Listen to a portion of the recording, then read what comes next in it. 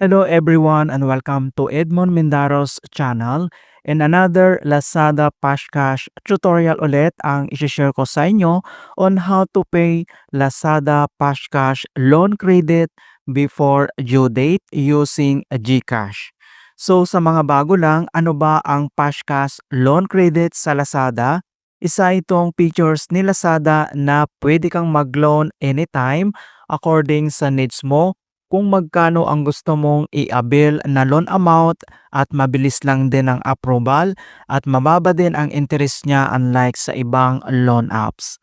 So, dapat activated at verified ang Lazada account mo para magamit ito at ilalagay ko sa description box ang mga previous tutorial ko about Pashcash kung paano mag-activate at iba pa para mag-guide ka.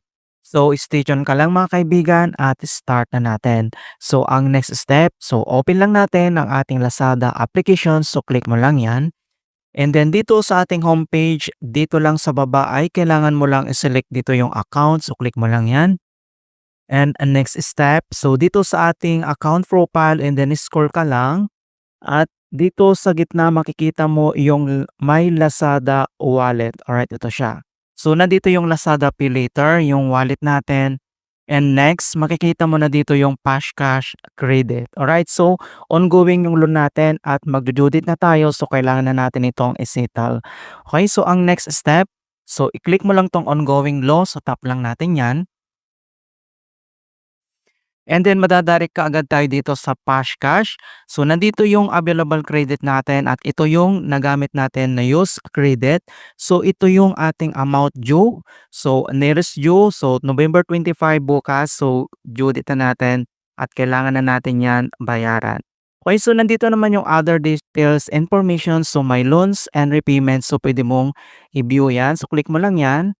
And then makikita mo kagad dito yung loan history mo. Alright? And then next step, so dito naman sa kanyang repayment plan, so pwede mong i-view din dito. And other details informations naman, so pwede mong i-click yan.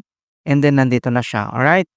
So ang next step, so kung paano ba natin bayaran itong ating Pashcash credit loan due date. So makikita mo dito yung repay. Ito siya. So i-click mo lang yan. And then makikita mo na dito yung amount to repay. So ito yung babayaran natin sa first month natin. Alright, and then next step, dito lang sa baba, dito sa right side, makikita mo dito yung continue. So i-click mo lang yan. And then dito sa kanyang select payment method, so nandito yung pwede natin gamitin like GCash, Lazada Wallet. So nandito naman yung other payment methods like Maya, yung QR, and then credit debit card mga kaibigan. Alright, so since GCash yung gagamitin natin at nakalik na yung ating GCash account, so isilik mo lang itong GCash and then next step, dito sa baba ay kailangan mo lang itap tong Pay Now. So click mo lang yan. Ayan. So makikita mo na dito na payment success. So automatic na yun mga kaibigan once nakalik na yung GCash mo. So itap mo lang siya and then pwede mo na itong i-view yung order mo. So pwede natin i-check yan. So click mo lang yan, view order.